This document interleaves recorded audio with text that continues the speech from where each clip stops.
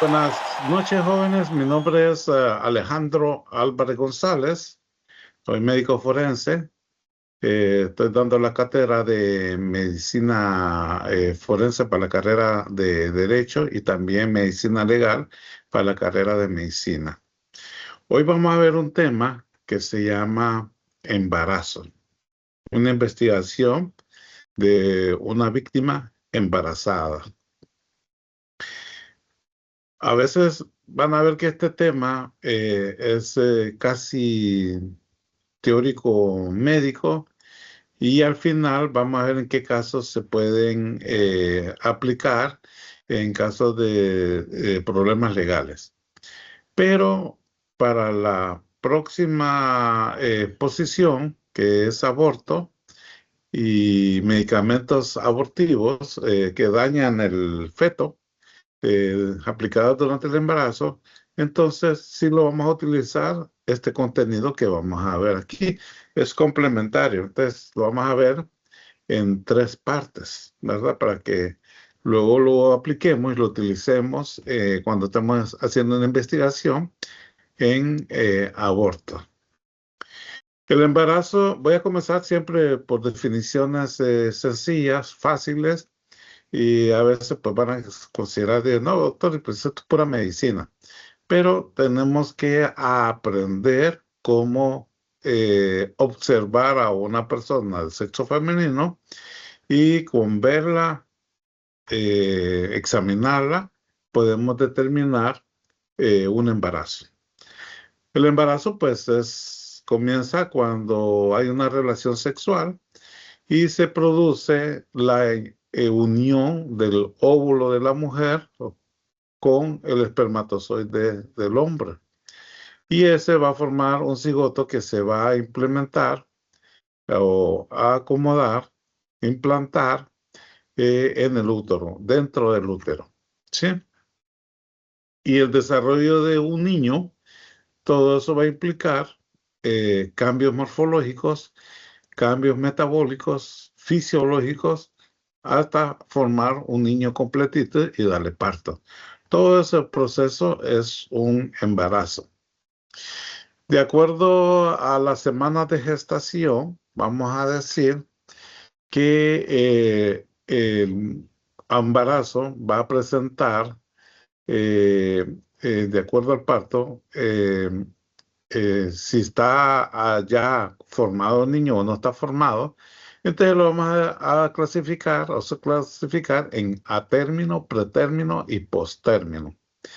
Atérmino es cuando el niño ya está con todas sus capacidades y funciones ya desarrolladas y el niño puede vivir fuera del seno materno, del útero, ¿verdad? Con mucha facilidad. A eso se le va a llamar parto a término. Y eso va a ocurrir entre las 37 y 41 semanas de gestación. De ahí tenemos el pretérmino, en que el niño todavía no está bien desarrollado y puede tener complicaciones después del parto, pero que hay algunos tratamientos médicos como lo que es la cuna especiales para estos tipos de niños que nacen antes de tiempo. Son aquellos niños que nacen antes de las 37 semanas. 36, 35, 32, 30, antes hay posibilidades de salvarle la vida. Y el postérmino ya ocurre en un periodo después de término, a término, que son 42 semanas en adelante.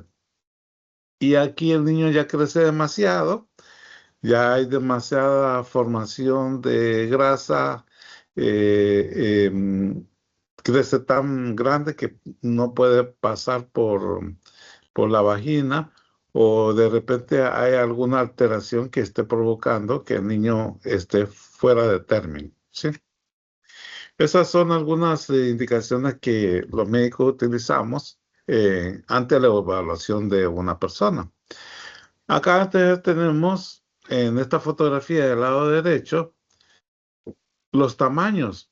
Eh, 12 semanas, 14 semanas, 16 semanas, 20 semanas, 22, que está cerca del ombligo, 24, 38, y ya cuando está término, ya prácticamente viene a dar aquí al esternón, ¿sí? La parte baja del esternocifoide. Entonces, todo este es el crecimiento que va a ocurrir durante 38 o 40 semanas de vida dentro del útero, en lo que se va creciendo, formando los piecitos, los bracitos, la cabecita, y de ahí, ya formado todo, va a ir creciendo y creciendo, agarrando más volumen. Entonces, para evaluaciones médicas, la vamos a dividir en trimestres, ¿sí? El primer trimestre, pues casi no se nota el embarazo. Está así como está abdomen, prácticamente casi planito, ¿sí? Pero en este periodo de 3 meses, los primeros 3 meses, ocurre los mayores incidencias de aborto espontáneo. ¿Qué es un aborto espontáneo? Que lo vamos a ver también en la clase de aborto. Son abortos que se producen por trastornos fisiológicos, patológicos o alguna malformación del niño que no haya sido provocado intencionalmente. Pero también existen los abortos ilícitos que están penalizados en Honduras, que son abortos provocados intencionalmente para que el niño muera y salga del útero. En el segundo trimestre, eh, prácticamente comienza el momento en que la mujer embarazada va a buscar una consulta médica. En sí, ya va tarde, ¿sí? Porque imagínense que el primer trimestre es el desarrollo y formación de la parte neurológica del niño, o decir, del cerebro, de la médula espinal, y necesita ácido fólico. Y entonces pasan esos 2 o 3 meses en que no hay asistencia médica y entonces no tiene los medicamentos o vitaminas necesarias para que se forme bien el niñito, ¿sí? El feto. Entonces, hasta el segundo trimestre que ya prueba, dije, bueno, no me vino este mes, voy a esperar el otro mes, no le vino el otro mes, y entonces al tercer mes busca al médico para que uno le haga el examen de la prueba de embarazo, el Gravindex o la hormona gonadotropina, eh, y entonces ahí sale positivo y ahí comienza, ¿sí? Pero se ha perdido prácticamente todo el proceso de formación, desarrollo de todos los tejidos del niño, ¿sí? No ha tenido ningún control. Ha tomado medicamentos, ha tomado sustancias que pueden haber sido dañinas al feto, ¿sí? Aquí en el segundo trimestre se comienza el seguimiento médico, los controles de embarazo, donde hay que hacerle una serie de exámenes que los pide obligatoriamente el Ministerio de Salud. Si no lleva esos exámenes, pues ahí tiene que ir a buscar otro lugar para que le hagan los exámenes, porque tenía que haber recibido todos esos controles, ¿sí? De ahí tenemos el tercer trimestre, que es en este momento ya el niño ya está formado completamente. Lo único que va a hacer en el tercer trimestre es crecer de tamaño, ¿sí? Ya va a estar formadas bien las manitos, los piecitos, los genitales, el corazón, los pulmones, pero no va a estar maduros, bien desarrollados los pulmones, pero ya van a estar funcionables para cuando el niño salga en el parto, ¿sí? Entonces ya en el tercer trimestre pues ya hay menos complicaciones que el primero y el segundo trimestre. También tenemos que hacer diagnóstico de embarazo. Dirán ustedes, doctor, nosotros somos abogados y ¿qué tiene que ver con esto? Es algo que tenemos que aprender para descubrir si una mujer ha sufrido un aborto y esta mujer dice, no, yo no he tenido nunca aborto, pero sí lo tuvo. Entonces son cosas que vamos a hacer, aprender para hacer una interrogación adecuada para descubrir si realmente estuvo embarazada o no estuvo embarazada. ¿Estamos? Entonces, hay diagnósticos, hay señas o signos de sospecha y hay signos de certeza. Es decir, son cosas que nos puede decir que puede estar embarazada. Y también hay otros que nos dicen si estaba o estuvo embarazada y lo comprobamos con elementos probatorios, con técnicas de laboratorio y técnicas médicas, ¿sí?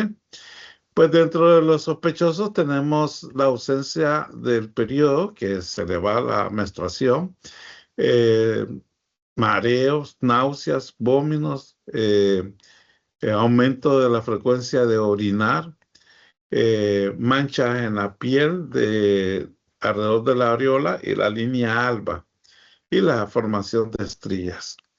Todo eso nos da la presunción de que esta mujer estaba embarazada, ¿sí? Que ya lo vamos a ver más adelantito. Lo vamos a ver con mayor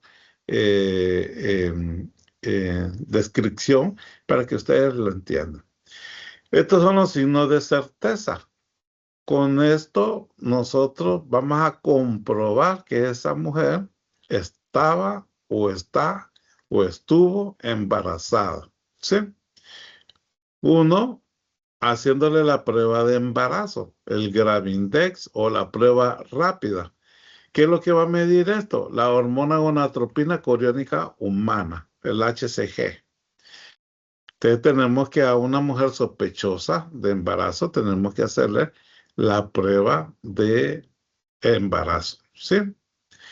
La otra forma de determinar que está embarazada o estuvo embarazada es el examen clínico médico. Puede ser médico obstetra o médico por medicina general, ¿sí?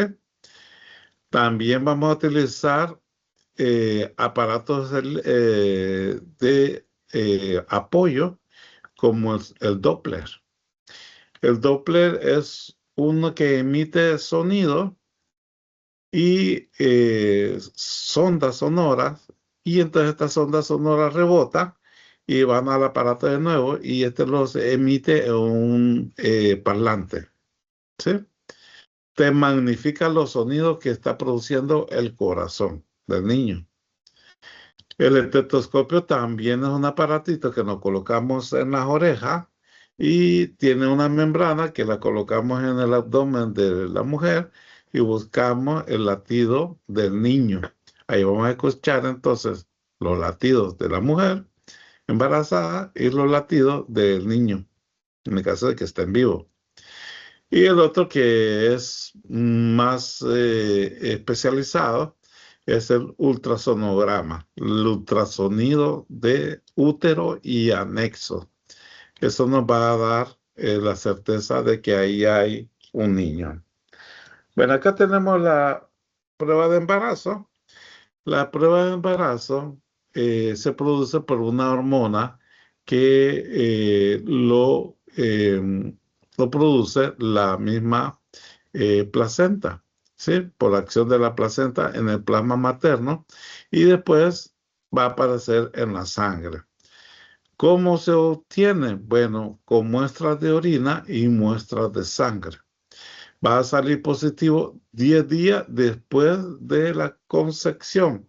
¿Se acuerdan? La unión del óvulo con el espermatozoide y el cigoto se va a anidar o a acoplar a la pared del útero. Ahí entonces empieza a producirse esta hormona y a los 10 días ya es detectada por este tipo de pruebas rápidas o Gravindex o prueba de embarazo. Incluso después de que ha parido, podemos detectarla hasta 12 días después de haber parido, ¿sí? El examen clínico, pues, lo hace el médico, ya sea, como les dije, un médico general o un médico obstetra, un médico especialista en ginecología y embarazo. Aquí entonces lo que vamos a tratar de tocar al niño. Vamos a tocarle la cabecita, las manitos, los piecitos, la nalguita. Vamos a ver la posición y vamos a ver si tiene movimientos autónomos de él, ¿sí? Entonces todo eso nos va a ayudar a verificar o comprobar que ahí hay un niño. También vamos a auscultarle. Normalmente la auscultación que se hace con el estetoscopio, como le habíamos dicho, vamos a encontrar una frecuencia cardíaca de dos tipos.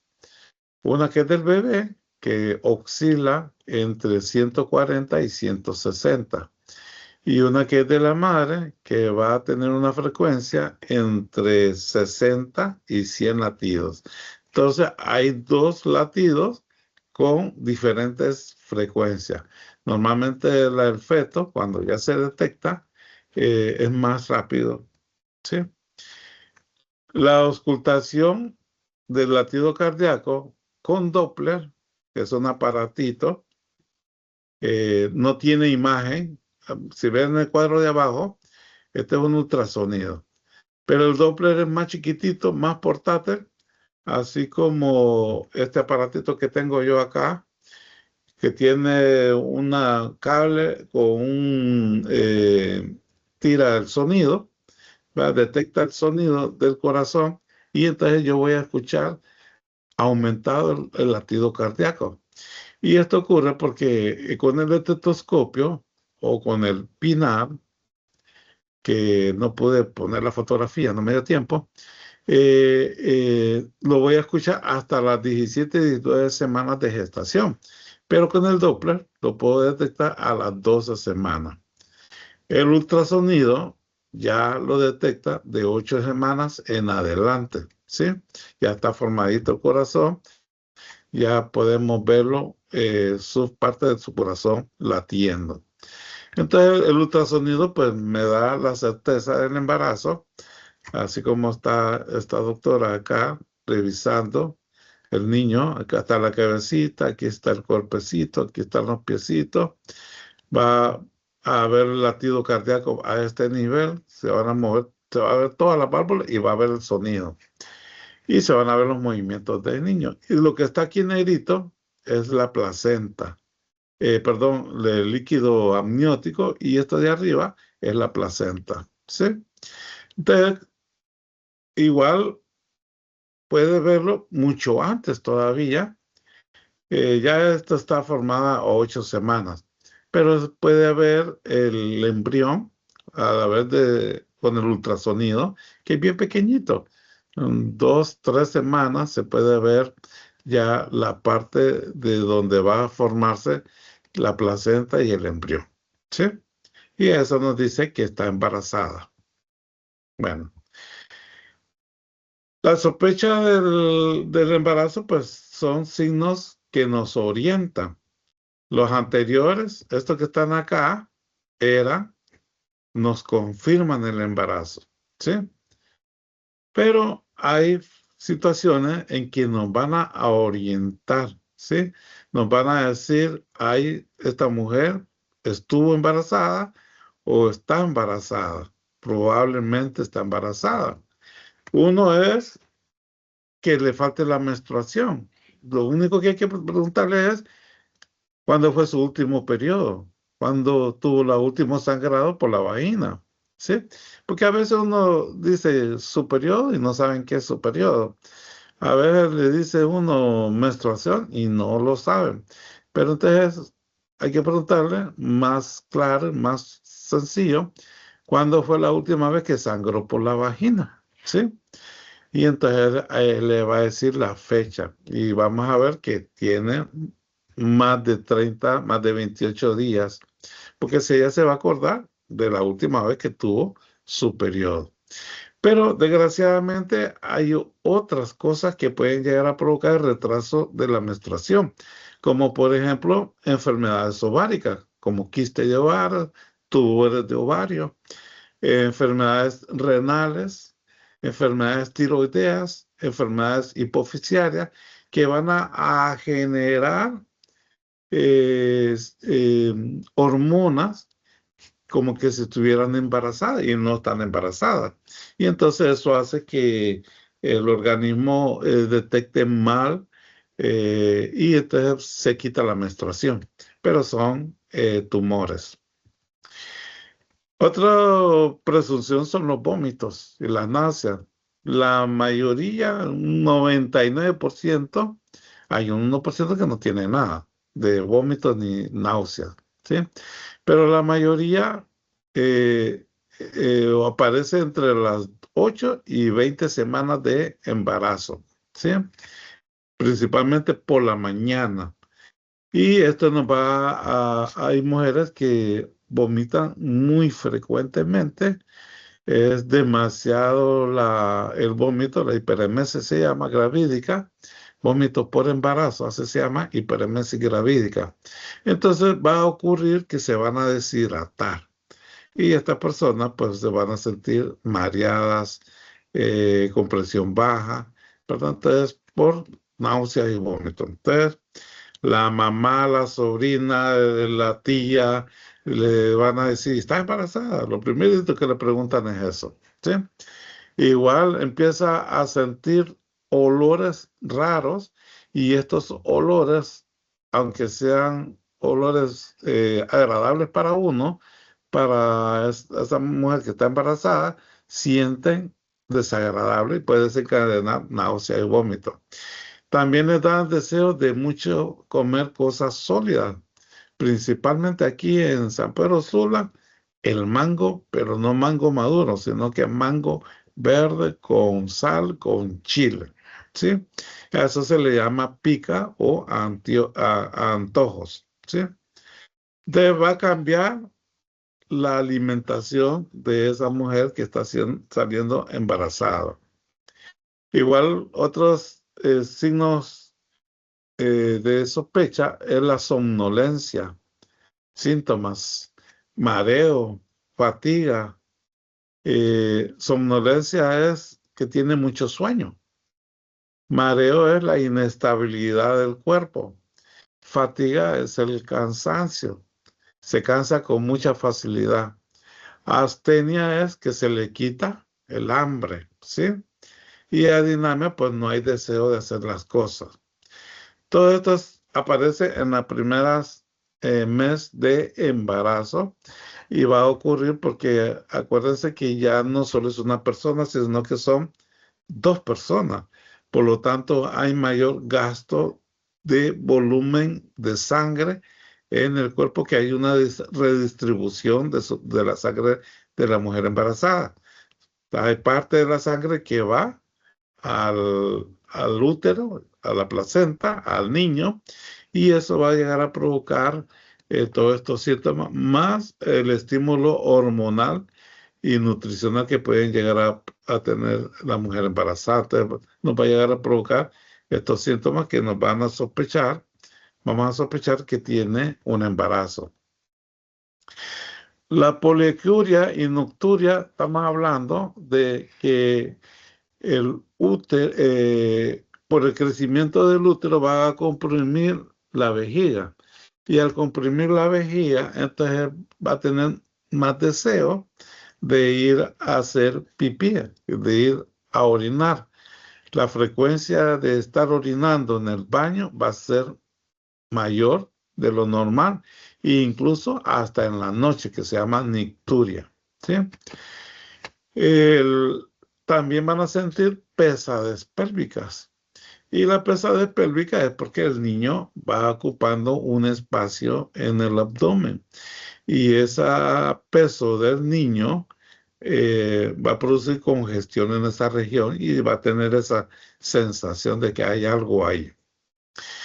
Algunas mujeres pueden llegar a tener estreñimiento causado por los cambios de los alimentos y que el intestino se vuelve más perezoso. El tránsito de los alimentos en el intestino es más lento y por eso padecen de estreñimiento. A nivel de los pezones, la número 10, la epulis, a nivel de los pezones, perdón, a nivel de la unión entre un diente y otro diente, ahí se van a formar eh, pelotitas llamadas papilas gingivales. Entre un diente y otro diente lo que tenemos es una mucosa, es piel, es mucosa. Pero ahí se van a desarrollar papilas, crecimiento como pelotitas. Y eso es por estimulación hormonal. También ocurre cambios de coloración de la piel, principalmente alrededor de el pezón y la línea alba, que es todo esto que va para abajo, así, una línea recta que cruza el esternón, cruza el abdomen, el ombligo, todo eso se pone más oscuro. Eso se llama hiperpigmentación de la línea alba, ¿sí? O negras o morena, así se le llama. También aparecen manchas en la cara, ¿está? Todo esto es por tipo hormonal. El cloasma es debido a la estimulación de los melanocitos por corticosteroides o cetoesteroides por estimulación a nivel de los riñones y la placenta. El cloasma es lo de las manchas en la cara. También existen lo que se denomina tubérculos de Montgomery. Alrededor del pezón se van a formar pelotitas que no las tenía cuando no está embarazada y se va a volver más oscura con la hiperpigmentación areolar. Esto ocurre porque toda la mama está rodeada y cubierta por una red venosa, pero cuando salen embarazadas se dilatan. Esta dilatación ocurre porque se está preparando la mama para ser más grande, más voluminosa y producir leche. Entonces hay aumento de la red venosa. Entonces se ve más oscura las areolas. También otra cosa que vamos a ver, todas esas cosas hay que tomarle fotografía, porque la fotografía va a ser la evidencia de que tiene signos sospechosos de embarazo, aunque ella no esté embarazada. Vamos, en el caso de mujeres que, ejemplo, las violaron, salieron embarazadas y se abortaron. Y se encontró un feto, se encontró un embrión, se encontró el otro, y hay una sospechosa. Y entonces tenemos que obtener evidencia tomándole fotografía de todo esto que estamos mencionando, ¿sí? La idea es obtener evidencia. O también, como decir, una mujer la matan, un homicidio doloso, un asesinato, y está embarazada. Y cuando revisamos el cadáver, el examen externo, vemos que tiene todas estas manchas, estas secreciones, y entonces nos va a sospechar de que hay una segunda víctima. Y cuando sospechamos que hay una segunda víctima, estamos hablando que es doble sentencia, es decir, que la pena se aumenta, porque ya son dos cadáveres. El cadáver de la mujer y el cadáver del niño, que de acuerdo al código, al código penal y ¿cómo se llama la otra? Constitución de la República, tenemos derecho a la vida, ¿sí? Aunque no hayamos nacido, que estemos en feto, tiene derecho a la vida, se considera una persona, ¿sí? El calostro, entonces, es una secreción que va a salir en el pezón. Ya puede ser de color amarillo o color transparente. No es blanca todavía porque no se ha formado la leche completamente, pero sí se considera este calostro como una leche que es una vacuna. Es una vacuna que tiene todos los anticuerpos que la madre ha sufrido en su desarrollo y se la transfiere a través de la primera succión que hace el niño cuando nace, que chupa el calostro. Entonces ahí se inmuniza el niño, ¿sí? Entonces, ¿qué es lo que hace la mujer? Porque va a tener secreción, va a estar húmedo, va a mojar el brasier, la blusa, entonces se pone protectores de pezón. Y esos protectores de pezón son los que vamos a decomisar. Le vamos a decir, nos tiene que dar esos protectores que tiene ahí puestos para ver si tienen calostro, ¿sí? O leche ya materna. Y eso me indica que estuvo o está embarazada. La colporrea, pues no se la podemos pedir así directamente ni verla. Tiene que ser un especialista en medicina forense que esté bien identificado y todo. Pero lo que podemos hacer es decomisar la toalla sanitaria. Entonces, que se vaya con una policía al baño y que se saque la toalla sanitaria, porque puede que esa toalla sanitaria que andaba ahí eh, protegiendo que no manche el bloomer y el vestido, entonces ella la bote, si la dejamos que se vaya al baño a que se la cambie, ella la bota, se pone una nueva y nos entrega uno nuevo. Y entonces ahí perdemos la evidencia. Entonces tenemos que mandar al baño con una policía del sexo femenino para que no vaya a haber problema de que digan, este hombre la quiere violar o la quiere ver desnuda, ¿verdad? Entonces hay que mandarla con una policía del sexo femenino para obtener la toalla sanitaria o también llamado cótex, ¿sí? Para ver si tiene esta secreción amarillo-blanco, mucoide, que son para las que están saliendo embarazadas o las que ya van a parir, ¿verdad? Forman estos anillos y están provocando secreción. O si ya parió, podemos ver en la toalla sanitaria los loquios. Los loquios es una sangre vaginal que tiene sangre de la mujer, líquido amniótico, que es la fuente del embarazo, eh, restos de placenta y restos de membrana. Todo eso se llama loquios. También lo obtenemos de la toalla sanitaria.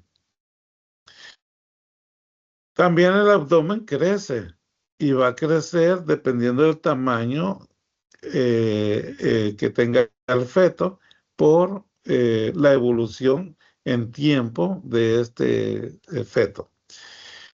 Cuando tiene 12 semanas, el abdomen se va a sentir algo durito por arriba de la sínfisis púbica, o es decir, el huesito que está arribita del vello púbico, en la parte de arriba, donde cuando tenemos muchas ganas de orinar, ahí sentimos mucha pesadez, hasta ahí podemos sentir el útero. Ya cuando tiene 20 semanas, lo podemos encontrar hasta el ombligo, crecido el útero. Y cuando tiene las 34, hasta el sifoide aquí arriba, ¿sí? Entonces, todo eso nos va a decir más o menos cuánto tiempo tiene de desarrollo el feto o el crecimiento del útero. También tenemos que hacer diagnóstico en embarazadas que fallecieron porque la asaltaron, la asesinaron, un accidente vial o un accidente común, un accidente laboral. Tenemos que hacerle autopsia, ¿sí? La autopsia nos va a permitir y corroborar y comprobar todos estos signos subjetivos y los otros de certeza que le hicimos. También la autopsia nos va a hacer el examen interno de lo que son los ovarios, la trompa de falopio y el útero, para ver si hay embarazos fuera del útero, embarazos normales, embarazos con placenta previa, para ver si hay perforaciones con heridas punzocortantes, punzantes, heridas contusas, para determinar si hay hemorragias internas, para ver si hay más de dos niños, ¿sí? Más de un niño, perdón, que sean dos, tres, cuatro, ver si hay infecciones, perforaciones, equimosis, todo eso nos va a establecer eh, la autopsia médico-forense, ¿sí? Bueno, en un embarazo normalmente hay complicaciones que pueden interrumpir un embarazo. La hemorragia, que la hemorragia puede ocurrir por una placenta previa o trastornos de coagulación o le puncharon, le metieron una púa a través del útero, de la vagina y el cérvix, el útero, y hirió al niño y provocó sangrado. También otras complicaciones que pueden ocurrir es incompatibilidad sanguínea, o decir que el niño sea RH negativo y la madre sea RH positivo. Entonces, este RH, las defensas de la madre van a atacar a la sangre del niño y eso puede llegar a provocar la muerte. El otro que tenemos es el aborto espontáneo. Como dije al principio, lo que llega a provocarse es eh, pérdida del embarazo, interrupción del embarazo de forma natural, o es decir, por causas fisiológicas, causas normales o una infección que no haya sido provocada intencionalmente, o una enfermedad como por ejemplo la eclampsia o la preeclampsia, que es terrible, o un proceso infeccioso que le entró una bacteria por la vagina en una relación sexual o un procedimiento y provocó una sepsis. Entonces eso va a llegar a provocar un aborto, ¿sí? Normalmente los abortos espontáneos ocurren por causas hormonales o trastornos anatómicos. El desprendimiento de placenta es cuando la placenta se suelta o se desprende antes de que salga el niño. La placenta es el lugar donde recibe más sangre. La sangre de la madre va por la placenta y la convierte a la sangre del niño. Cuando se desprende la placenta hay una gran hemorragia y eso le puede llegar a provocar por el desprendimiento de placenta.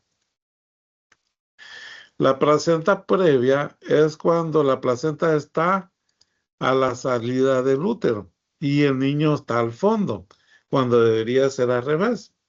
El niño debe estar a la salida del útero y la placenta en el fondo, para que cuando comiencen las contracciones lo primero que salga es el niño. Porque si está al revés, si está con placenta previa, lo primero que sale es la placenta y el niño ya no recibe sangre por la placenta porque ya está afuera y se puede morir. También hablamos del embarazo ectópico, que es cuando el niño, el óvulo de la madre con el espermatozoide se unen, pero anidan fuera del útero. Es decir, en el ovario, en el abdomen, parte de adentro del abdomen, en la trompa ovárica, la trompa de falopio, pero no dentro del útero. Eso se le llama embarazo ectópico y eso produce extremadamente dolor y el niño se muere. El aborto espontáneo, pues ya lo hablamos. La hipertensión arterial causada por el embarazo, si no hay convulsiones, no hay complicaciones, se llama preeclampsia. Pero si ya hay convulsiones, hay que la sangre se coagula, una coagulación intravascular diseminada se llama eclampsia. Esto ya es severo. Prácticamente en la preeclampsia hay que tenerla con mucho monitoreo antihipertensivo. Y si no se controla, pues hay que producir un aborto. En la eclampsia prácticamente tenemos que parar cualquier embarazo porque si no lo hacemos, se produce la muerte del niño y la muerte de la madre. ¿Sí? Recordando que el aborto es ilegal de cualquiera de sus formas, pero también hay una ley que dice que por salvarle la vida a uno, se muere el otro, pues también queda exonerado de responsabilidad. Y entonces por esa parte podemos aceptar el aborto por eclampsia, ¿sí? Pero es un aborto terapéutico para salvarle la vida a una persona. Todos estos problemas van a llegar a provocar abortos espontáneos y va a morir el niño si no está bien desarrollado.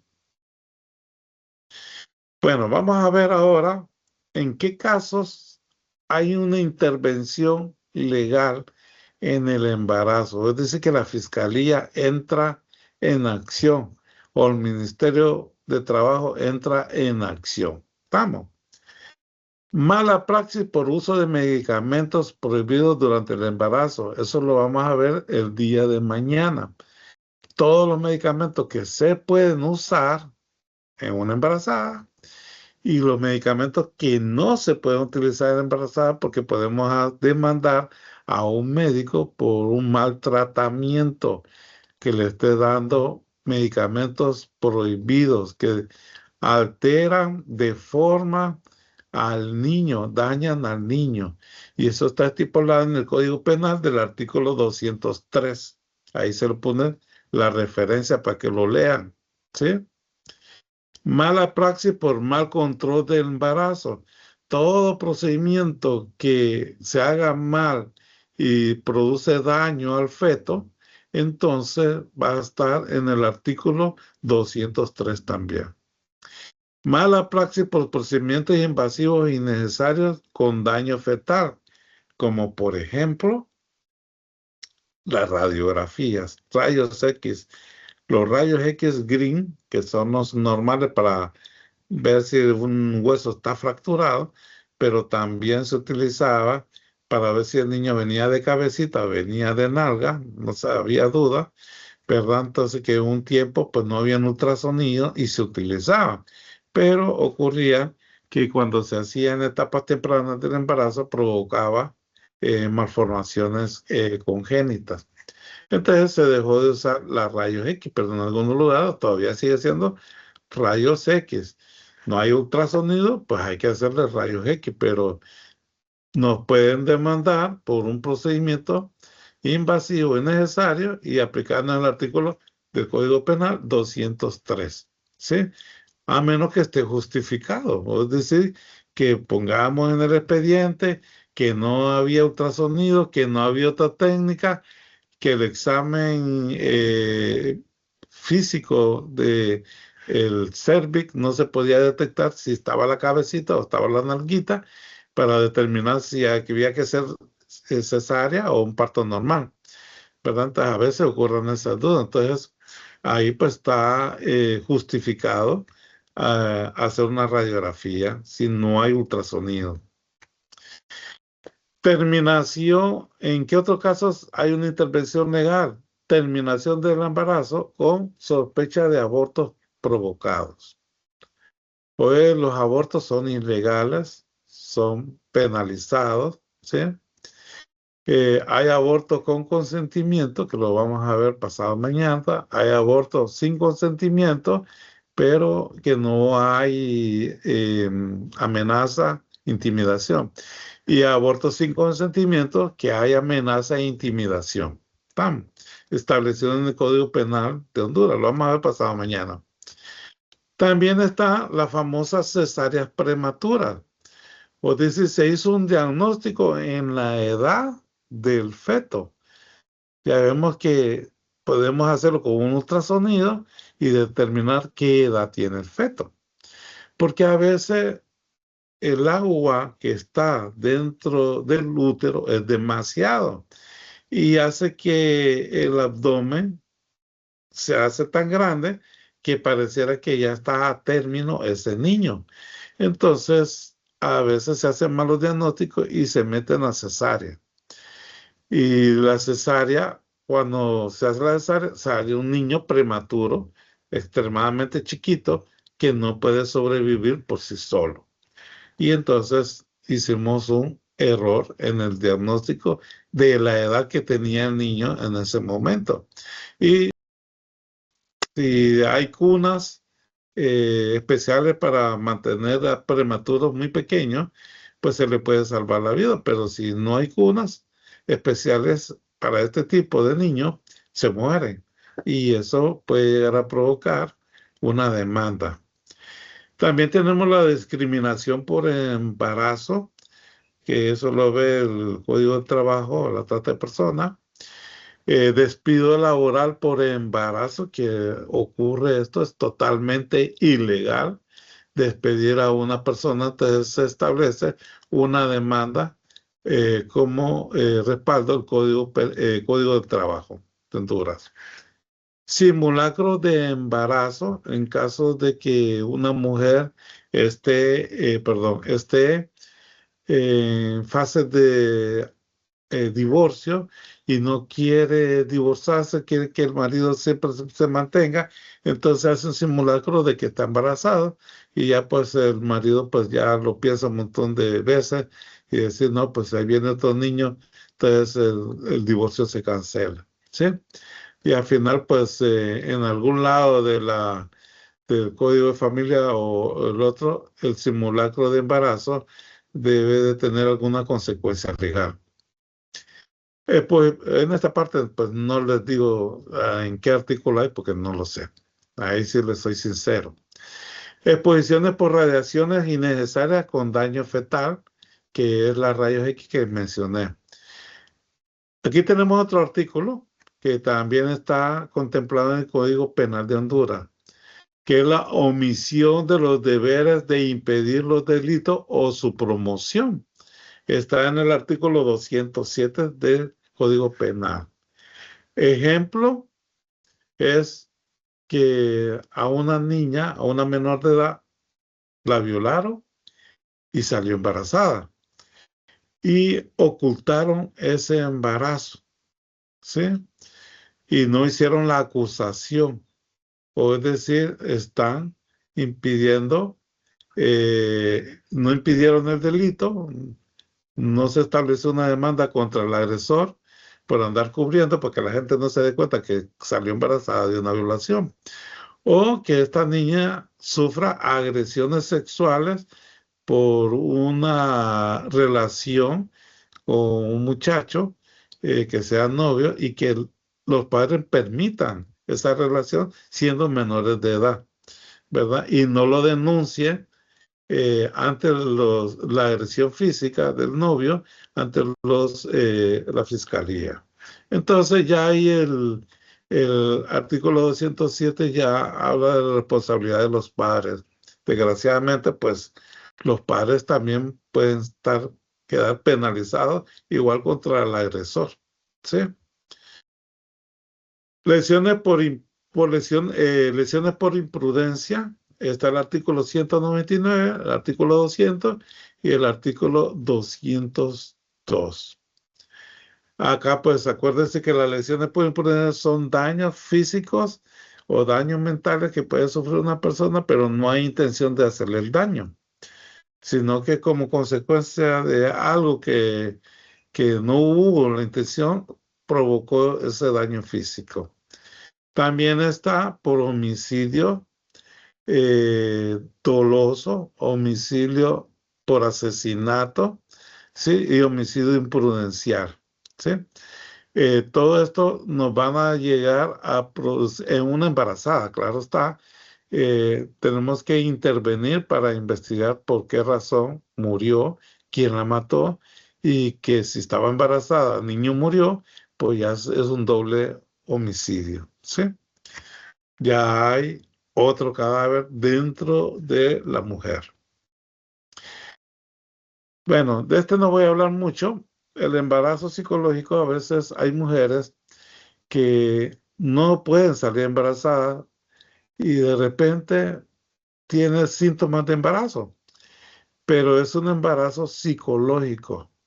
No está embarazada, pero se le va la menstruación, el abdomen crece, siente que el niño se le mueve y a final de cuentas no hay nada.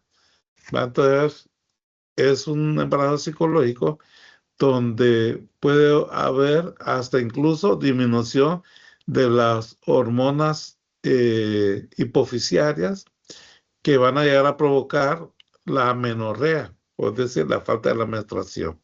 ¿Sí?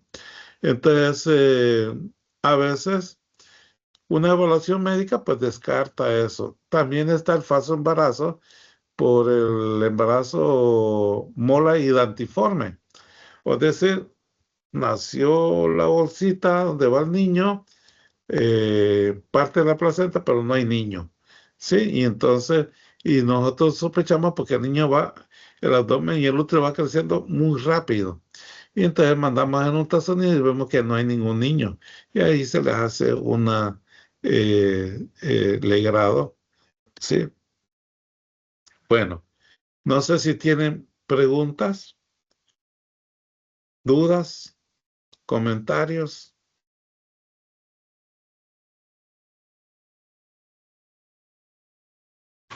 No, doctor, todo muy claro. Acuérdense que esto lo vamos a utilizar para casos de abortos, homicidios de embarazos, ¿sí?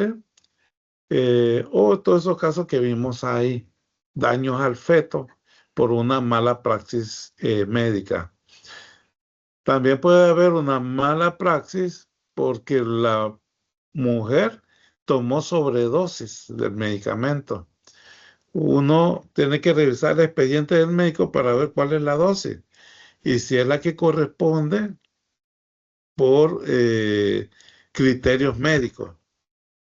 Pero ¿por qué sufrió una intoxicación si tenía una dosis adecuada, recetada? Y entonces uno le pregunta, el doctor le dio tal medicina, así, ¿cómo se la tomó?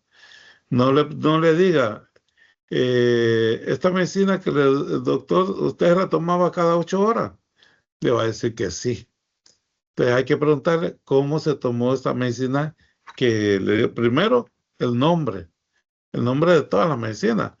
Porque a veces va un médico y le receta una cosa.